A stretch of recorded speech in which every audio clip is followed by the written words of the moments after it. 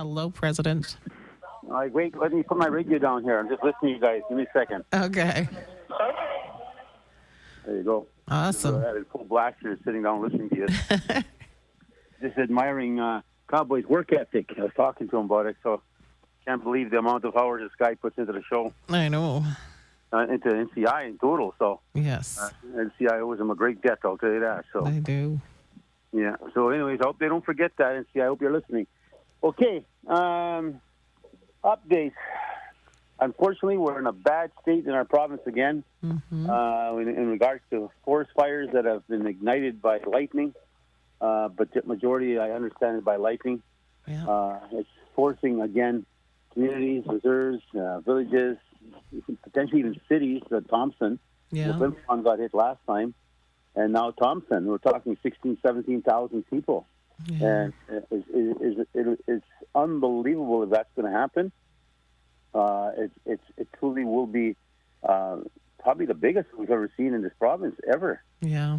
Yeah, it'll be scary, to be honest with you. I'm worried about it. I'm worried about it for our province. I'm worried about our government. And can they handle such a massive evacuation of just one city alone, 16 to 17,000 people? No, it'll be pretty scary. Oh, it is going to be scary. And good enough already, the struggles you're facing. Look at Pucktawagan, can't go home yet. They're still, I think a lot of them are still in Ontario. Yeah, they're still in Niagara Falls, about 1,000 of them. So Unbelievable, man. And people say, oh, it's exotic. I tell you, I wouldn't want to be there for that long and have a casino beside me because I'd come home broke and bankrupt. So they want that thing staring at you in the face. And yeah. But nobody can, you can never, your home cannot be replaced. Like I always remembered my mom when her house burnt and mine and Duck Bay, and she was so lonesome to go home. Like every day, she said, I want to go home, but she had no home to go to. So we built her a new home. But cripe almighty, you could just see the elderly people, and probably wondering what's going through their mind. When can I go home? Well, it's 7 weeks already, right, for some of them? Oh, that's unbelievable. And now you got a reoccurrence right across the north. Yeah. And it is a scary time. And I kudos to the Premier and the government and, of course, to my team at the Federation. And we got it back together again. We meet 4 o'clock every day. We'll be at 4 o'clock again today. There's about 25 of us that get together from all sectors and all departments, and everybody's chipping in. We had some buses come to our command center already, our store. And we got Ray Marius back up. 25 Ray Marius is back up in operation. Looking for donations. We're getting a lot of calls already, including yourself, Naomi. You're following up for your representation of MPO. We have to all chip in to help each other here. So, and I hope Manitobans are listening, the ones that are listening to the show, and especially in Winnipeg, which is close by, or places like Brandon, which people will be shipped into. And we gave up St. Madeline's postponed now, St. Madeleine Days. That's right. Of course, that was to happen, I think, 18, 19, 20th, and that's now postponed because we had to give up all the hotels. There's a lot of hotels there. Yeah. So we gave those up. So we'll postpone it, and we'll see if there's another date can be found this year.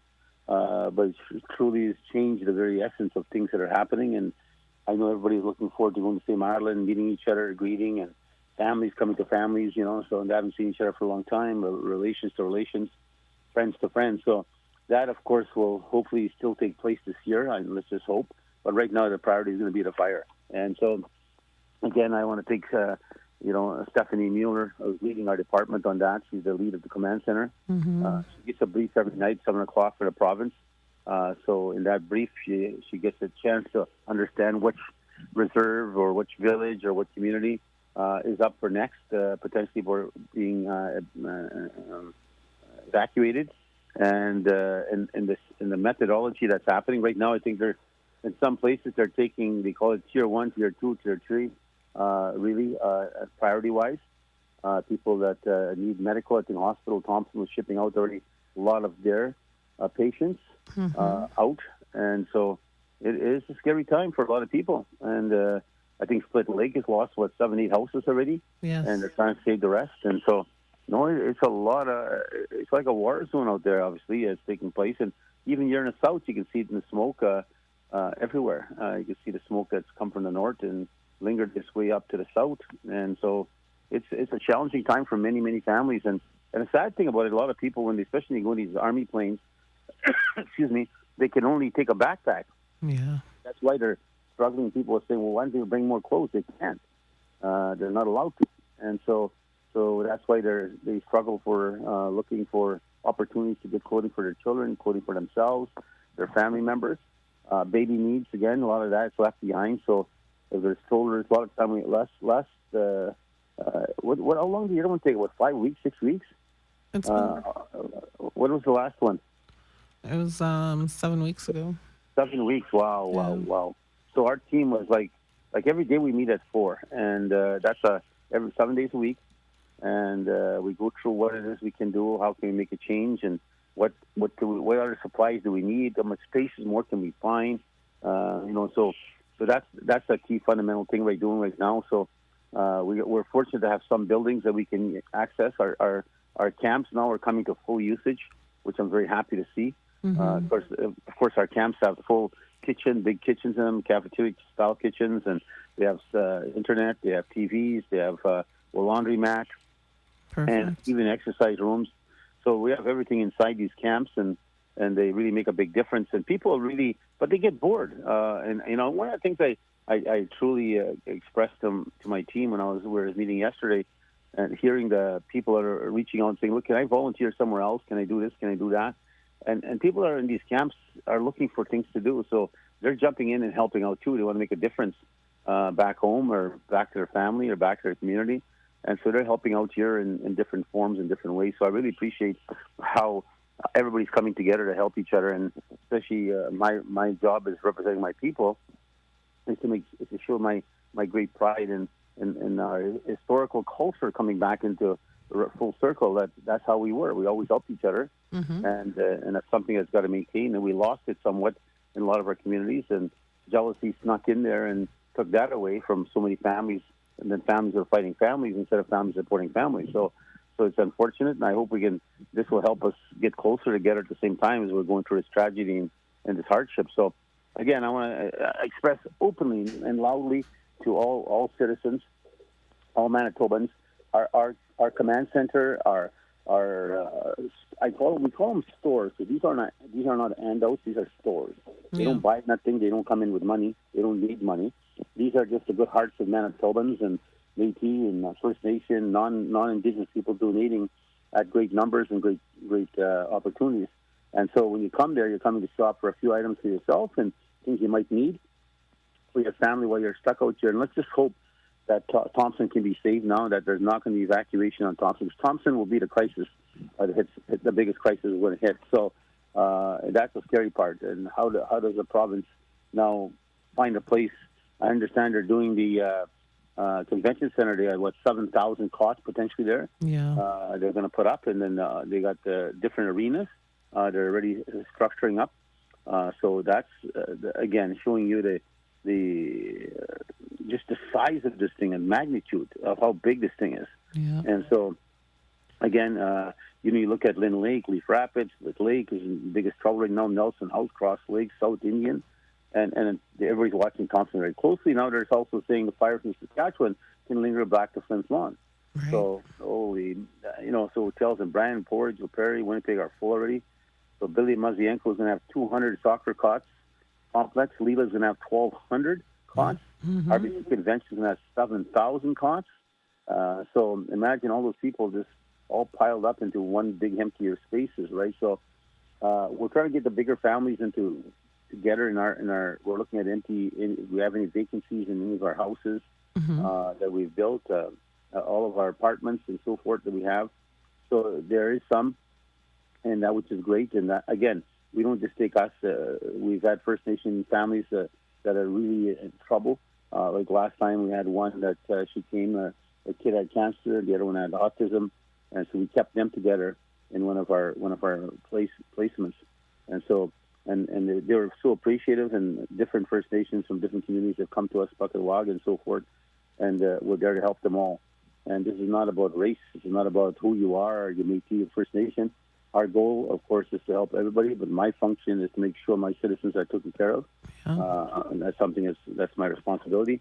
But we will keep our doors open, as we've always done as Métis people, to help everybody we can. So we actually have another building in West St. Paul We're working on that right now. There's about 14 spaces right there in those 7 apartments. They're double space, but there's also a kitchen in there.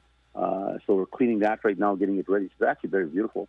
And then there's massive space in there. We could even put cots and beds inside the other section of the building. And so that's how far and length we're going to right now. So our team has been working around the clock all night long, getting Métis ready, because we weren't finished our construction on it when it came into the demand for need of space. So we just moved in there, even though the construction wasn't complete. So after most people started to leave, we sent our construction team back in there. So now we have to chase them out of there and then again start cleaning up to make it again a place for the fire evacuation. So again, it just shows you again. But our team is quick. Our team is fast. And the phone number, just in case people want to know, 1-888-888-362-362-2012. 2012. 1-888-362-2012. Or just go emergency response mmf.nb.ca, and you'll be able to get somebody. We have a reception center at 406 McGregor. It's open from 10 to 5, but truly they're still working right through. They're there till late at night. But the reception there is to bring people in, bring clothing, donations in. Donation drop-off on 25 Ray Métis Road. That's 11 to 4, because once all the stuff are brought in, then they got to sort it all out, and we got to determine if some need to be washed. We need to clean them, put them back in the state, because some of them actually come brand new. So all that is done after the closing at 4 o'clock. And so, like I say, there's people after people. We are looking for more volunteers. If you want to volunteer, just jump in there. Come and see Stephanie and the crew at 406 McGregor, and I'm guaranteed they'll appreciate you coming down to help out, because, as I said, this could be the biggest crisis we've seen if the city of Thompson is forced to evacuate. That's going to be the potential backbreaker that'll come in. So, again, just to remind everybody, St. Madeleine now is postponed. I know we had all our musicians, dancers, and on games all lined up, bingo and all that, so that's going to be all gone. The Winnipeg region is also postponing, and we're postponing right now. St. Madeleine, it's not canceled, we're postponing it. We're also postponing the Winnipeg regional meeting, which was scheduled Sunday, July 27. That's going to be postponed due to what's taking place now. So again, and I'm very appreciative of the response we're getting from our people, even in cancellation of St. Madeleine, into our websites, and they're saying, the people that need this more than us in St. Madeleine today as a priority, and we agree with you, let's just postpone it, even though we plan our entire weekend on this event, and we set our calendars at this particular time in the year, but we know how important it's needed, and so we appreciate what the Federation is doing. So that's some kind words coming from our people saying, keep up what you're doing and don't worry about us, so we'll find a different time, and we'll still find a way to meet each other again. So, pardon me? I was just going to say, I've seen the work that you guys have done, and it's been amazing. I seen the pop-up store that you had at Leela and McGregor, and it's all done very well. So kudos. Well, you know us. Yeah, we won't fool around. You know me. I've been there 28 years. I don't fool around. Got to be done the best. Yeah. And we have our buses going out, picking up people in these potential major units that are set up, whether it's in Billy Medienko or whether it's in the other facilities, hotels. We have our buses going out there, picking them up to come shopping to get the stuff they need. And at the same time, if we don't have it, then we try to buy it. So people have donated resources to us. We still have leftover money for that, and which is good. It's still in the bank, and we'll use that in case things are short and needed. So I don't know. I know there was a lot of complaints about Red Cross. Understand that, but at this point in time, I think it's all we have in this province and in this country, and so we need to work in unison somehow, figuring out how we find that the people are the number one priority, and that's how it goes. That's what's more important. On other notes, on other matters, I just came back from Toronto. I had a meeting with some of my business colleagues out there, and there are some discussions we're having about potential opportunity that might come our way. It's about an aluminum plant that might come from the United States and Canada. So we're talking about opportunity that may exist there. So we'll see where that takes us, but I'll keep you more posted on that later. I don't want to talk too much business right now because of what's the priority. The priority right now is the evacuees and the fire that's happening and the safety of all people. But I want to give condolences to Cindy Richards, 8 of the PA, who left us this world on June 30th at the age of 63. I had a chance to talk to her daughter, and again thanked her for her mom and the work she had done for us for so many years. And she's now, of course, moving on to a new world, a new home. And there's actually a celebration of life taking place today in the PA at the Royal Canadian Legion for Veterans Way. Two of my ministers are going. Judy Mayer will be there, and Jalila Lajmadir will also be there. We actually told Jalila, because she's coming all the way from Thompson, pack your bag. You may not be able to go back. And the reason I'm saying that is that the report we got is the fire has jumped over on number 6 to the other side, and it may now force the closure of number 6 highway. So that's, again, to show you how dangerous and how quick these fires can react and how fast they are. Like I said, I swear, this is like a war. When you're out there and listen to the reports and see what's going on, the tactical strategies are behind it, you know, how you're trying to create the divisional breakthroughs through the bushes so that hopefully the fire and the wind is not strong enough to reach that far by cutting a massive line between them. The fire from the top of the trees finds its way very quickly.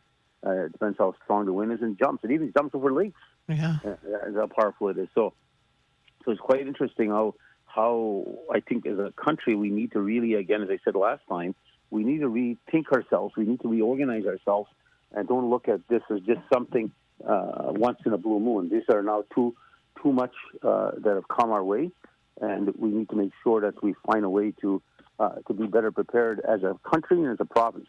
But we also have, as I said, birthdays going out. Happy 60th birthday is going to John Allard of Winnipeg. We're celebrating his birthday on Friday, July 18th.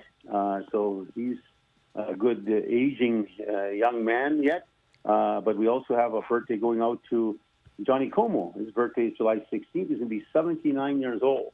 Actually, he still provides services. He drives people to Flint Lawn. He drives people to PA, just to keep himself preoccupied and busy. So it's good to see, again, how our elders who are so used to working and proactive still want to do something, even though they're 79. Johnny always goes fishing with us when we're in Cranberry. Last time, of course, we have our fish. I don't even know we had a chance yet for our team to start delivering. We have delivered some. But again, the proactiveness of our team fighting and helping on the fire plants or buildings and cleaning up and all the rest of the stuff they got to be doing is prevents them from going out to take the fish to our elders. So, but usually Johnny Combe was out there helping us catch the fish we need, so to make sure our elders get the feed that they desire. Right. Also, there's congratulations going out to the U18 Indigenous boys football team. It won the gold from Manitoba. Nice. They played the 2025 Indigenous Football Canada's U18 Men's National Championship in Winnipeg last week. It was apparently a tight competitive championship game between Alberta and Manitoba. But, of course, Manitoba ended up winning, first time ever, 42-34. So it's the first time Manitoba's won a gold in the National Tackle Football Tournament since 2006. Kudos to you again. And, of course, kudos to the shout out to the coach, Métis citizen of ours, Russell Wallace, and the rest of the players. Kudos to all of you, Métis and First Nation. Kudos to our team, Manitoba, for bringing the trophy home. So it makes us proud, and it's something we got to look at. On other matters, our Red Power, we met, and Red River Power, Métis Power, of course, the closing is taking place already on express of interest on the 600 megawatt proposal that's come out from Hydro. Oh, right. And we have a 200, maximum you can apply for is 200, which we have now applied for, 200 megawatts. And we're talking with other First Nations, potentially partnering in relations to working together. This is not a small project. Let me tell our people, remind my people, remind all of us Indigenous people, this like 200 megawatts is about between $450 to $500 million it's going to cost. So think about that. That's not a fee. To get that kind of money, it's going to take a lot of pre-planning and setting it up. And again, I want to thank Lauren for Pelchi and my government that's working closely on this file. And we are prepared. We've designed our structure. We've organized where we get more of the money from different places. And it's going to be a massive opportunity for Indigenous nations. And from our perspective, it's a great opportunity for all of us at the same time. So, but again, create jobs, create opportunity, and lasting. These towers, actually, these big wind turbines you see, these big white ones you see sometimes on TV, or see them when you're driving in the south. You see them all over the United States. They could last up to 25 years per tower. So there's a great opportunity of both financial gain and jobs that could come out of this. So we're trying to make sure we're properly prepared and ready for the opportunity. So, but again, we need to make sure that you have to be 51% owner. By the way, cannot be owned by non-Indigenous people. You can partner with them, but they got to be 49% owner. But I'm not talking just by name brand to become an owner. You got to actually be an owner. You actually have to be in charge. So that's the beauty of this proposal with the Manitoba government and Hydro.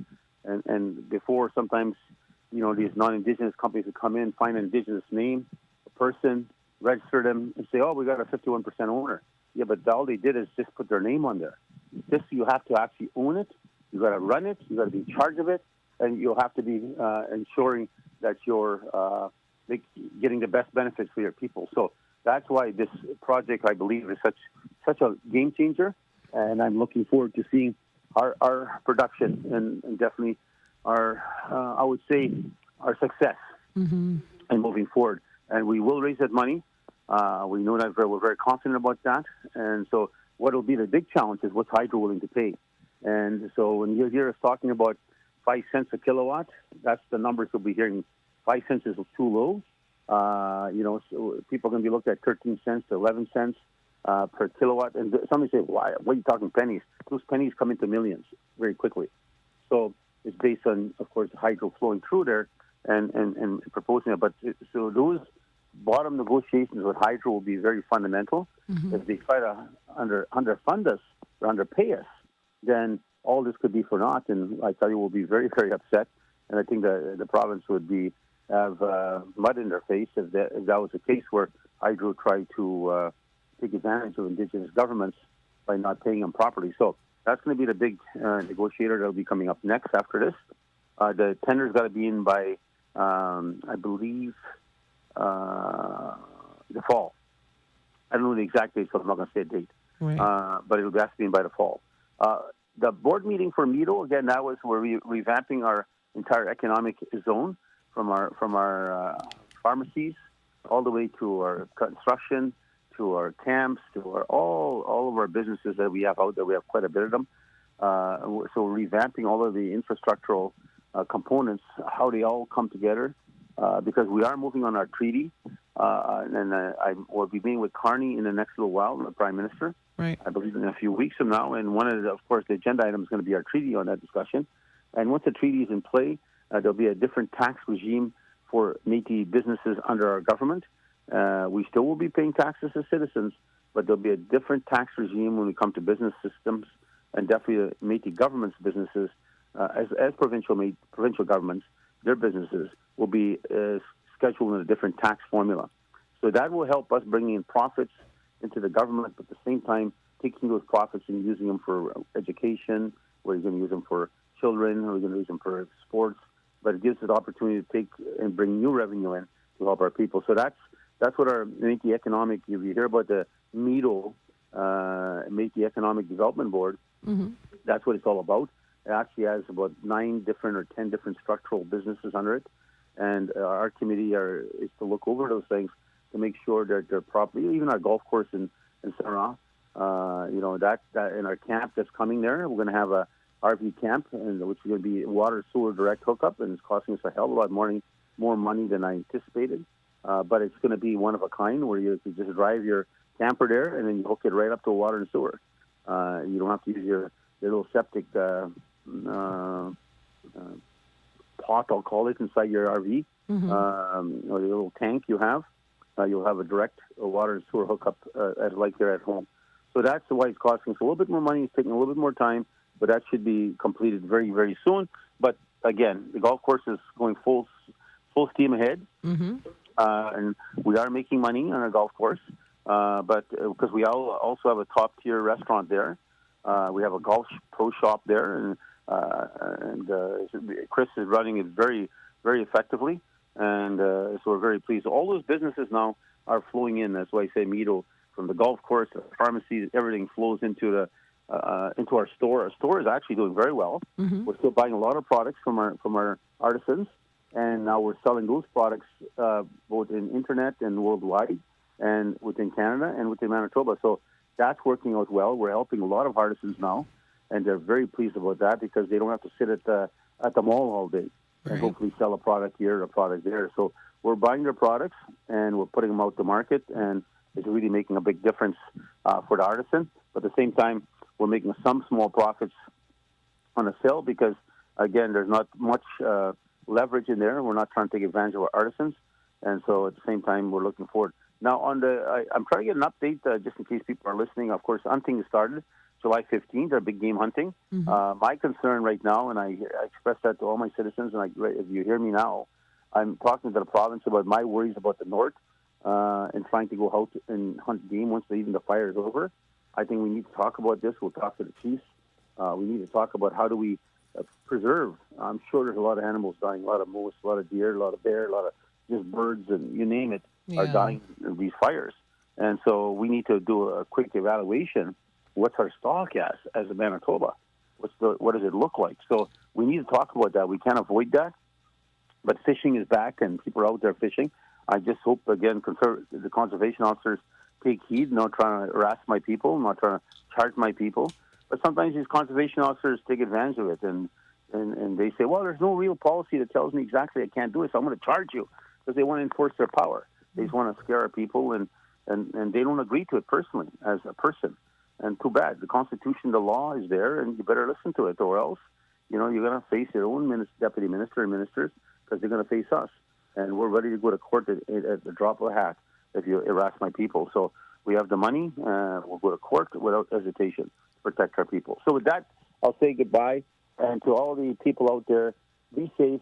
Firefighters, please be safe out there. I know you can get trapped in these fires. Be very careful. They're bringing them from everywhere, from New Zealand, from Mexico. Everywhere these firefighters are coming in. Mm-hmm. We also need a plan for our own people to be trained and to be, because we have a lot of able-bodied young people in our communities today that can't, because there's so much different rules and permits that are needed. But we need to get ready that we can get our own people to fight these fires also. So with that being said, again, to all the families, get a hold of us if you need anything. Call the MMF right away. Go to the command center 406 McGregor and go to our website. You'll find ways to get connect in there, and we'll be there to help you as best we can. So take care, everybody. And for NCI, take care of Cowboy Carl. Thanks, President Chartrand. Thanks, President Chartrand. Okay, bye-bye. Bye.